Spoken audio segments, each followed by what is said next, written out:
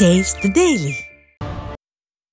தஞ்சாவூர் மாவட்டம் பாபநாசம் தாலுகா கபிஸ்தலம் அருகே தடை செய்யப்பட்ட 149 கிலோ குட்கா போதைப் பொருட்கள் சிக்கியது.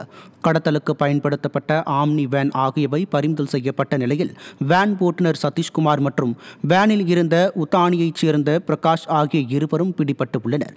விடியா மாடல் ஸ்டாலின் ஆட்சியில் உளவுத்துறையும் காவல்துறையும் உறங்கிக் கொண்டிருப்பதால் இளைஞர்களை சீரழிக்கும் குட்கா போன்ற போதைப் பொருட்கள் கடத்தல் தமிழகத்தில் சர்வசாதாரணமாக நடைபெறுவதாக மக்கள் குற்றம் சாட்டுகின்றனர். இளைஞர்களை சீரழிப்பதற்காக சென்னை கொடுங்கையூரில் போதை மாத்திரை விற்ற 3 சிக்கியுள்ளனர். போதையில்லா தமிழகத்தை உருவாக்குவதாக கூறி போதைப் பொருட்களின் தலைநகரமாக சென்னை மாறும் நிலைக்கு திறனற்ற அரசு தள்ளியுள்ளது. கொடுங்கையூர் பகுதியில் ஆர்கே நகரில் இளைஞர்களை குறிவைத்து போதைப் பொருட்கள் விற்பனை செய்த 3 பேர் சிக்கிய நிலையில் அவர்களிடம் இருந்து 120 போதை மாத்திரைகள், 2 போதை ஊசிகள் பறிமுதல் செய்யப்பட்டு உள்ளன. மயிலாடுதுறை மாவட்டம் செம்பனார் கோயில் அருகே காரில் சென்ற திமுக கூட்டணி கட்சியில் உள்ள பிரமுகரை வழிமறித்து மர்ம கும்பல் வெட்டி படுகொலை செய்துள்ளது. தனியார் திருமண மண்டபத்தில் நடைபெற்ற கட்சி ஆலோசனை கூட்டத்தில் கலந்து கொண்டு காரைக்கால் மாவட்டத்தைச் சேர்ந்த மணிமாறன் என்பவர் காரில் திரும்பிக் கொண்டிருந்தார். அப்போது செம்பனார் கோயில் அருகே காளகஸ்தனாபுரம் பகுதியில் காரை வழிமறித்த மர்ம கும்பல் மணிமாறனை சரமாரியாக வெட்டியதில் அவர் துடிதுடித்து உயிரிழந்தார். திமுக கூட்டணி கட்சியில் உள்ள பிரமுகரை வெட்டி கொலை செய்யும் அளவுக்கு காவல்துறை கும்பகர்ண தூக்கத்தில் உறங்குகிறதா என பொதுமக்கள் குற்றம் சாட்டினர். போதைப்பொருள் பயன்படுத்தியதாக சென்னையில் நடிகர் கிருஷ்ணாவும் அவருக்கு சப்ளை செய்த கெவின் என்பவரும் சிக்கிய நிலையில் தற்போது மேலும் 2 பேர் பிடிபட்டுள்ளனர். அரும்பாக்கம் சுற்றுவட்டார பகுதிகளில் மெத்தபெட்டமைன் போதைப்பொருள் சப்ளை செய்ததாக அம்பத்தூரை சேர்ந்த தீபக்ராஜ், ஆண்டனி, விருகம்பாக்கத்தை சேர்ந்த இமானுவேல் ரோகன் ஆகியோர் பிடிபட்டனர். இந்நிலையில் இதே வழக்கில் கெவினின் கூட்டாளிகளான வளசரவாக்கம் அரவிந்த் பாலாஜி, விழுப்புரம் சுபாஷ் ஆகியோர் தற்போது பிடிபட்டுள்ளனர். திறனற்ற திமுக அரசு போதைப்பொருள் விற்பனையை தடுக்க தவறியதால் திரும்பும் திசையெல்லாம் கஞ்சா விற்பனை நடைபெறுவதாக மக்கள் குற்றம் சாட்டுகின்றனர்.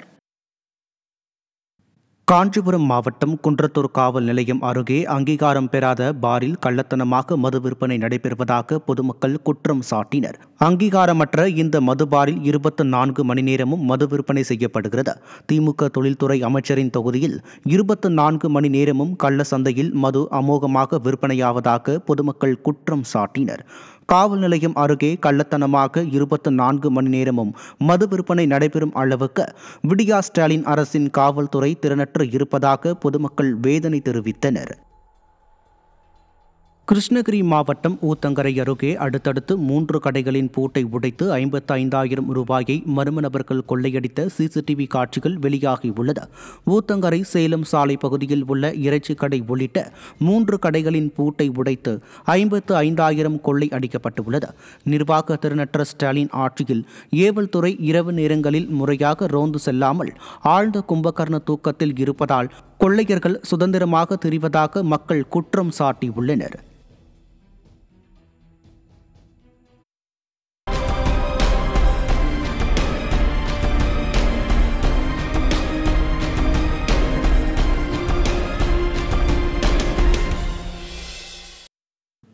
விருதுநகர் மாவட்டம் நரிக்குடி அருகே கருவாடு வியாபாரி கொலை செய்யப்பட்ட வழக்கில் அவரது தம்பி மகன் பிடிபட்டார். குருவியேந்தல் பேருந்து நிறுத்தத்தில் கருவாடு வியாபாரி ராமு கடந்த 1ஆம் தேதி கட்டையால் அடித்து கொலை செய்யப்பட்டார். இந்நிலையில் ராமுவின் தம்பி மகன் பாண்டி என்பவர் ராமுவுக்கான நிலத்தை விவசாயம் பார்த்ததில் அதனை குத்தகைக்கு விட முயற்சித்ததாக தெரிகிறது. இதில் ஏற்பட்ட முன்விரோதத்தில் பெரியப்பா ராமுவை பாண்டி கட்டையால் அடித்து கொன்றது தெரிந்தது. ஸ்டாலின் ஆட்சியில் கொலை சம்பவங்கள் அரங்கேறாத நாளே இல்லை என மக்கள் குற்றம் சாட்டுகின்றனர். ஒசூர் அருகே சிறுவன் காரில் கடத்தி கொலை செய்யப்பட்ட விவகாரத்தில் காதல் விவகாரம் வெளியே தெரியாமல் மறைக்க கொலை சம்பவம் அரங்கேறியிருப்பது தெரிய வந்துள்ளது. அஞ்செட்டி அருகே 13 வயது சிறுவன் ரோஹித் காரில் கடத்தப்பட்டு வனப்பகுதியில் சடலமாக மீட்கப்பட்டார். கொலையை செய்தது அதே ஊரைச் சேர்ந்த மாதேவன் என தெரிய வந்தது. இந்நிலையில் மாதேவன் தனது காதலியுடன் பேசிக் கொண்டிருந்ததை சிறுவன் பார்த்ததால் இந்த தகவல் வெளியே தெரிந்துவிடும் என அஞ்சிய மாதேவன் சிறுவனை கடத்தி கொலை செய்தது தெரிய வந்துள்ளது. இதையடுத்து கடத்தலின் போது காரில் இருந்த கொலையாளியின் காதலி பிடிபட்டுள்ளார்.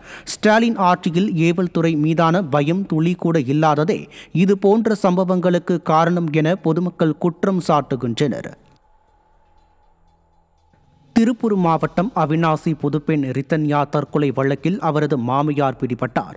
அவிநாசி புதுப்பெண் ரித்தன்யா வரதட்சணை கொடுமையால் தற்கொலை செய்து கொண்ட சம்பவம் தொடர்பாக கணவர் மாமனார் பிடிபட்ட நிலையில் அவரது மாமியார் சித்ரா தேவி உடல்நலக்குறைவு காரணமாக விடுவிக்கப்பட்டு இருந்தார். ரித்தன்யா பெற்றோரின் தொடர் எதிர்ப்பு காரணமாக மாமியார் சித்ரா தேவியும் பிடிபட்ட நிலையில் உரிய தண்டனை பெற்றுத்தர பெற்றோர் கோரிக்கை விடுத்துள்ளனர். ஸ்டாலின் ஆட்சியில் பெண்களுக்கு எதிரான குற்றங்களுக்கு உரிய தீர்வு காணப்படுவதில்லை என குற்றச்சாட்டு எழுந்துள்ளது.